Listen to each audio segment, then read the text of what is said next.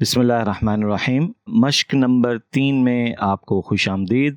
आज जो है वो हम अस्मा व ज़माइर मुत्तसिल के हवाले से बात करेंगे। जैसा कि गुज़िश्ता 2 मश्कों में हमने अस्मा व ज़माइर मुनफसिल और अस्माउल इशारात को समझा था, पढ़ा था, तो आज जो है वो हम मुत्तसिल जो हैं वो उन्हें देखेंगे कि वो कैसे काम करती हैं, वो क्या हैं, ये भी हम जानेंगे।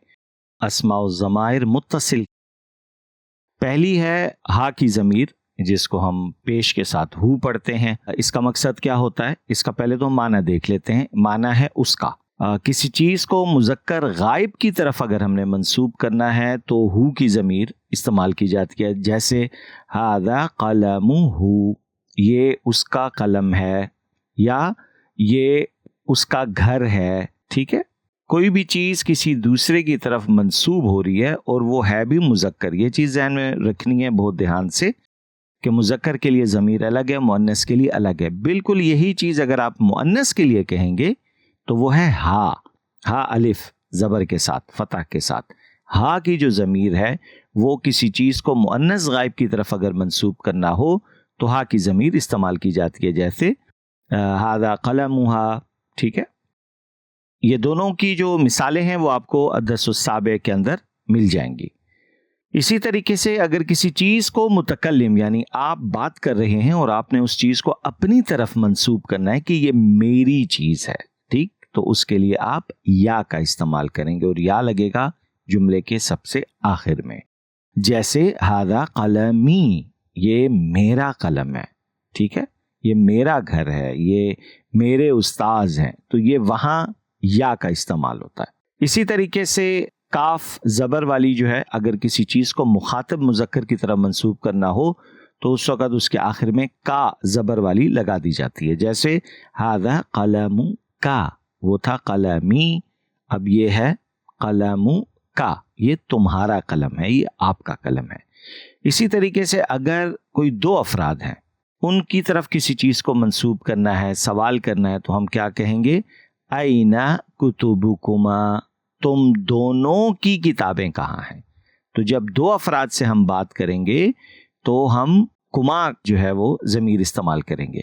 इसी तरीके से अगर जमा है, आपके सामने जमा मुखातब हैं, मुज़क्कर हैं, हाजिर हैं, तो और किसी चीज़ को मंसूब करना है उनकी तरफ तो हम कहेंगे हाजा फस्लुकुम, ये तुम्हारी दरसगाह है। ठीक है, इसी तरीके से यही ज़माइर मुअन्नस के लिए भी हैं, जो कि मुज़क्कर के लिए का के ज़बर के साथ थी, तो अब मुअन्नस के लिए की ज़मीर इस्तेमाल होती है, काफ ज़ेर की, इसको लगा दिया जाता है और इसका भी एक ही माना है, तुम्हारा। जैसे हादा क़लमु की, ये तुम्हारा कलम है, लेकिन की सुनते ही हमें मालूम हो जाएगा कि ये मुअन्नस के लिए है।